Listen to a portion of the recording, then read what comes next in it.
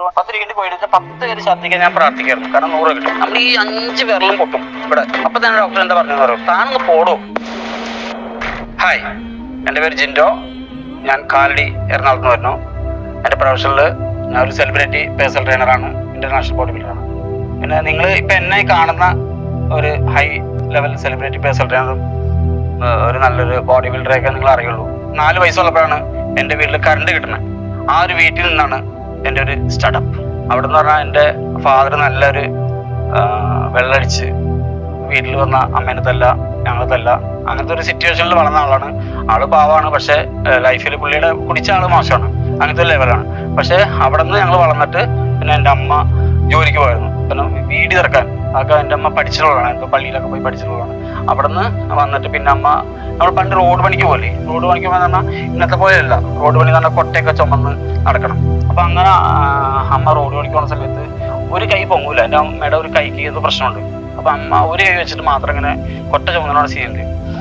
അപ്പൊ അവിടെ നിന്ന് അമ്മ ജസ്റ്റ് തളർന്ന് വീണപ്പോഴാണ് എനിക്ക് മനസ്സിലാവണേ ഞാനും എന്തെങ്കിലും ചെയ്യണം.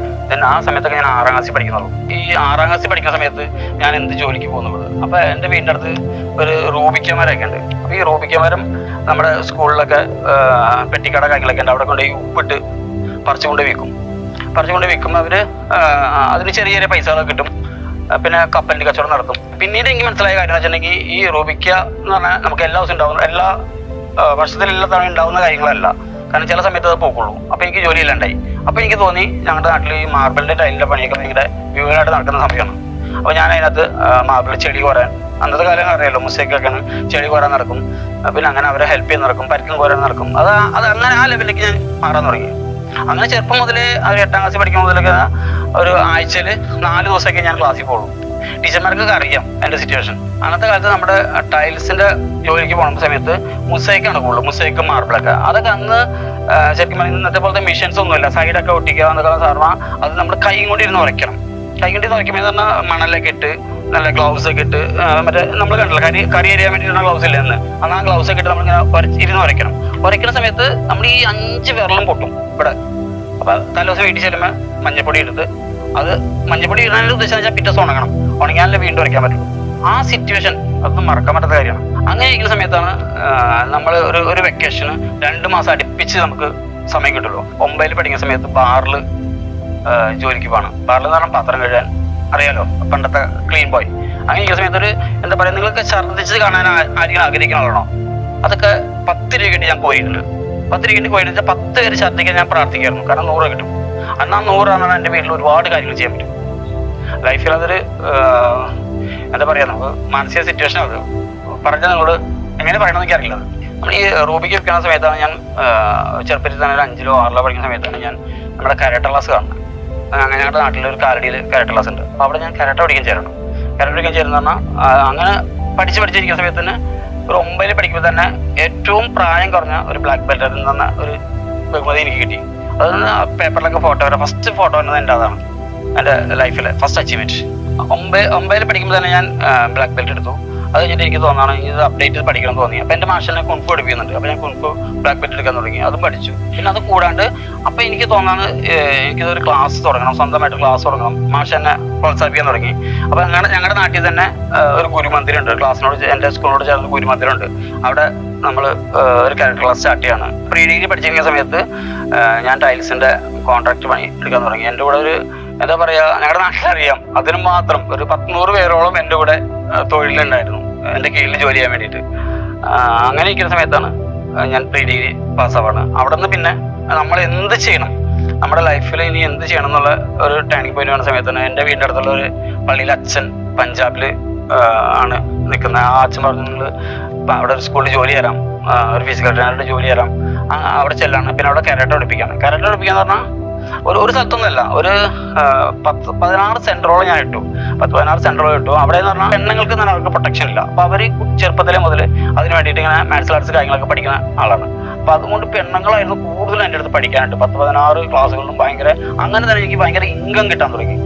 എൻ്റെ ലൈഫിൽ എനിക്ക് നമുക്ക് എണ്ണ തീരാതോളം പൈസ എന്നൊക്കെ പറയില്ലേ, അന്നത്തെ കാര്യം. നമ്മളിങ്ങനെ പൈസ ഇരുന്ന് വെറുതെ ഇരുന്ന് എണ്ണൂല്ലേ, വൈകുന്നേരം വെറുതെ ഇരുന്നുണ്ട് ഞാൻ. അപ്പൊ അത് നമുക്ക് കിട്ടാൻ തുടങ്ങി, ഫണ്ട് കിട്ടാൻ തുടങ്ങി. അപ്പോൾ പിന്നെ നമുക്ക് എന്ത് ചെയ്യണം, നമുക്ക് ഇനി അടുത്തത് നമ്മുടെ നാട്ടിൽ പോകണം. എനിക്ക് എൻ്റെ നാടാണ് ഇഷ്ടം. ആ പഞ്ചാബിൽ നിന്നപ്പോൾ എനിക്ക് തോന്നി എനിക്ക് എൻ്റെ നാട്ടിൽ പോയി എനിക്ക് എന്ത് ചെയ്യണം, എൻ്റെ അച്ഛനും അമ്മയുടെ നിൽക്കണം, എൻ്റെ ആൾക്കാർ നാട്ടിൽ തോന്നി. അങ്ങനെ ഇരിക്കുന്ന സമയത്ത് എനിക്കൊരു ജിം തുടങ്ങാൻ തോന്നാണ്. കുറച്ച് ഫണ്ട് എൻ്റെ കയ്യിലുണ്ട്, ഞാൻ ജിം സ്റ്റാർട്ട് ചെയ്യണം. എൻ്റെ കാലടിയിൽ തന്നെ എൻ്റെ ഫസ്റ്റ് സംരംഭം body craft, Jinto body craft എന്ന് പറഞ്ഞ ജിം സ്റ്റാർട്ട് ചെയ്തിട്ട് അവിടെ നിന്ന് എൻ്റെ ടേണിംഗ് പോയിന്റ്.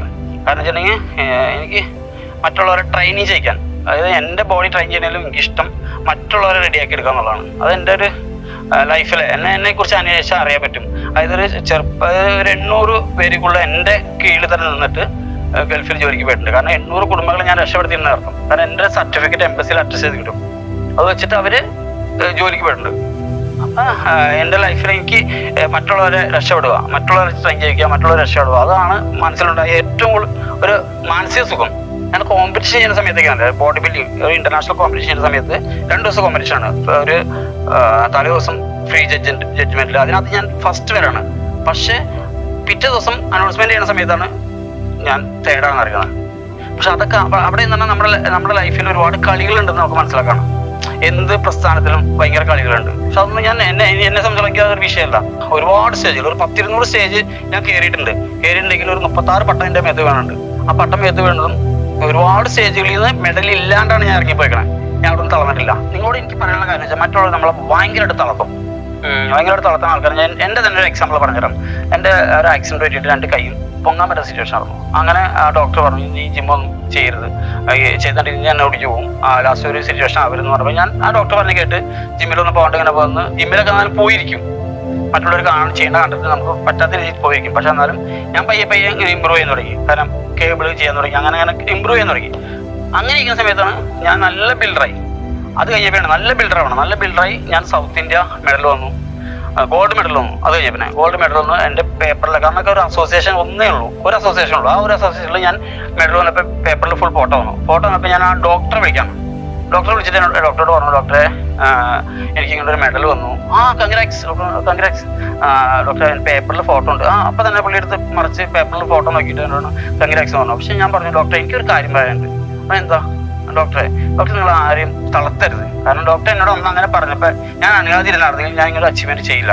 അപ്പം തന്നെ ഡോക്ടർ എന്താ പറഞ്ഞതെന്ന് പറയും, താനൊന്ന് പോടൂ. അവൻ ഫോൺ കട്ട് ചെയ്തിട്ട് പോയി. അത് തന്നെ എനിക്ക് നിങ്ങളോട് പറയാനുള്ളത്. നിങ്ങളെ തളർത്തുന്ന ആൾക്കാരോട് നിങ്ങൾ പറയാം താനൊന്ന് പോടൂ. നിങ്ങളുടെ ലൈഫിലെ ഏറ്റവും വലിയ അച്ചീവ്മെന്റ് അതായിരിക്കും. അപ്പോൾ ജിൻഡോ പുലിയോ പുപ്പലിയോ ഒന്നുമല്ല, ഒരു റിയൽ ലൈഫ് ഹീറോ തന്നെയാണ് എന്നുള്ളതിൽ യാതൊരു സംശയവുമില്ല.